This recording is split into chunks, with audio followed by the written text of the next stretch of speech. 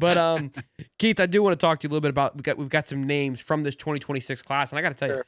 these three guys that you sent me that you want to talk about in the trenches, which is a huge part that needs to be continued to be built, is massive. Two guys, top 200, top 150 players, I believe, both defensive linemen. Really speaks to what Chapman did this past year on really turning these heads. And man, seeing these names, it feels like I say this almost every year, but it does feel a little different. There seems to be a little bit of a different vibe. I would say at least the trench work that seems to be making an impact here. Dave, when you guys put that stuff up on the screen, I was like, oh, pray to God, please, I hope I recognize these kids. Okay, so that's what I'm talking about. Like it gets a little tricky, but It moves in quick. the green, that looks like, well, in the green, I believe that's Kendall Gerville, right? I think And so. he's a defensive lineman at Fort Myers High. Next to him, you've got in the red, you've got James Johnson, a 4-star defensive lineman Correct. at North Fort Myers. And then next to them in the white, you've got, and I can never pronounce his first name, Janarve Carr.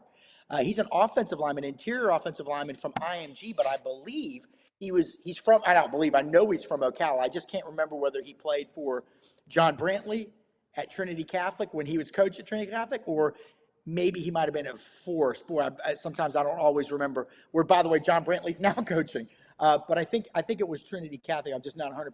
But watch, it'll be Vanguard. But those are three good players. Look, you've got to build a team. I'll never forget. Blake Alderman and I were sitting out there in front of the football building a year and a half ago after weekend of visits, and Billy Napier walked out and talked to us for a few minutes, as he often does, because he's a really good guy, quite frankly. And he said, he stressed to us that they wanted to get bigger on the line of scrimmage. And Billy's an old school coach, and you can agree or disagree with the play calling and all, whatever, man. He's an old school coach. His dad was a high school coach. So I guarantee you, he believes that you build a team from the inside out, like all old school coaches, like the Bill Belichick, Bill Parcells. I'm sure Bill Walsh felt that way too. You look at the 49ers, those great teams with Montana and Rice. They also had Hall of Famers on the line of scrimmage too, right? So these are the types of guys that they've got to start getting more and more of. They've done a decent job, not decent, they've done a good job the last couple of years on the defensive line, offensive line recruiting. I think the fans would like to see more of the big name guys. Carr, by the way, the kid in the white there in the photo, he's only a 3-star, but 3-star interior linemen the high ones are generally, they would be 4 stars at other positions. The reason why they're not higher ranked, it sounds stupid, but it's true, because interior offensive linemen, your guards and centers, don't typically go high in the draft. That equates to, it's a little bit harder for them to get a great ranking. So look at the positional rankings instead of the over. Hold on, He's the number 3. That's actually really interesting there, because their value long term, regardless of how great they are, just that value is not as needed in the NFL. So that's why. Yeah. Okay. Yeah. So you buy a Prize Pick. It's playoff time.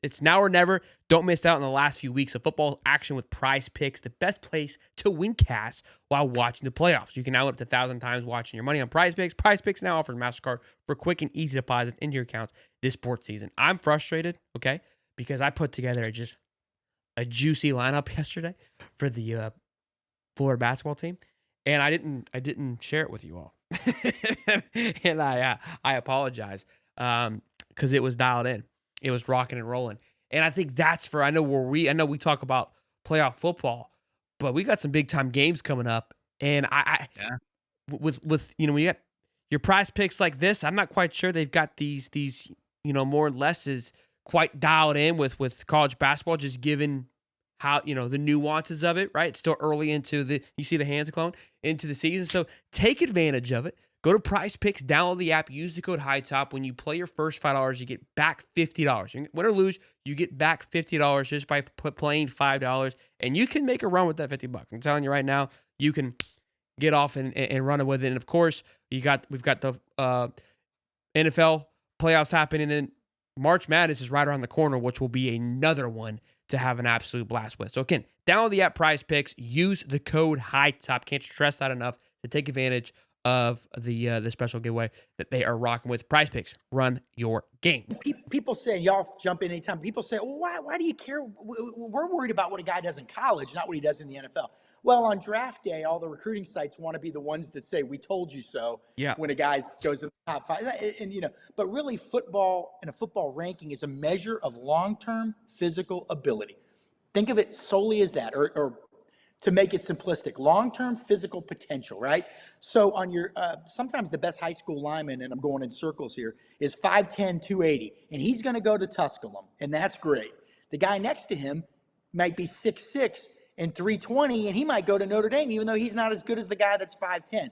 But he can go to Notre Dame because of his long-term physical potential. So that has a lot to do with rankings. It's not just how good and dominant you are on Friday night. That's important.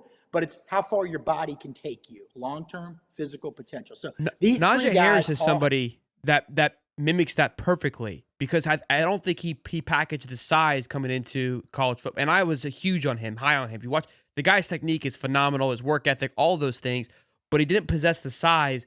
And he's still big, but not what most guards do. And he's been a starter basically since day one. And like you just said, and now it's kind of interesting. So I'm learning when I talk to you about this. I think it's a good point to maybe look at where these guys sit compared to other inside offensive linemen versus the overall picture then, given that circumstance. I think that's huge when we're talking about it. Okay, so here's an interesting thing. I was talking to Vernell Brown III, and again, maybe it's only interesting to me. I'm willing to admit that I'm boring as hell here. Okay, I loved it. I'm a nerd about it too. So you're talking to Vernell Brown I was speaking with Vernell Brown III last week in Orlando. We're talking about his ranking. We have him, I think, as the 9th or 10th rated receiver in the country. Well, okay. I mean, that sounds great to me, but to Gator fans, why isn't he higher? And look, I get it, man. I want fans to be biased. Man, I know a lot of them think that the websites are either pro this team or anti that team.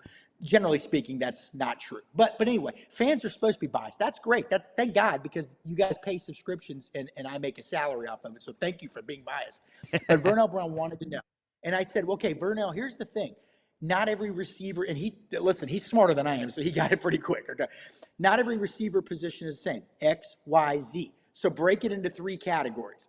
Now, he's a slot receiver. Among slot receivers, he's number 2 in the country. So he's no longer number 10 in the country when you look at it this way. He's number 2 at his position, the slot receiver position. Guys essentially under 6 feet tall. There are only 2 guys in the top 10 under 6 feet tall among all receivers. Him and a guy named DeCorian Moore, who is probably the best receiver in the country, regardless of whether he plays the X, Y, or Z position. So, Vernell, you are number 2 at your height, at your position, behind the guy that might be the best single player in the class, maybe even regardless of position.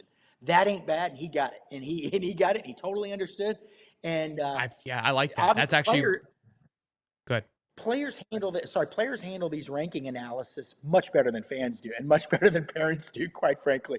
And I joked about it with him, Nashawn Montgomery, Byron Lewis. They were all at the Under Armour All-America game, because I just shoot them straight, man. I mean, look, here's where they think you're at. It's okay. Look, if you disagree, that's totally cool. But in 6 months, right now it means this much to you. In 6 months, it's going to mean this much to you. In a year, you're going to be like, what was my ranking? I don't even remember what my ranking was. Okay. But it's cool. And I don't mind. They're not complaining. All of them ask, how does it work? How do I get here? How do I go up? How do I go down? All that stuff. They're inquisitive. The kids that are whining about their rankings hardly ever pan out. They just don't. We don't keep a list because, quite frankly, that's not fair to those kids. But I can tell you a lot of them that would call and complain, and man, they never did anything. They were worried about the wrong things. They were worried about the wrong thing. They weren't worried about getting better for the sake of getting better.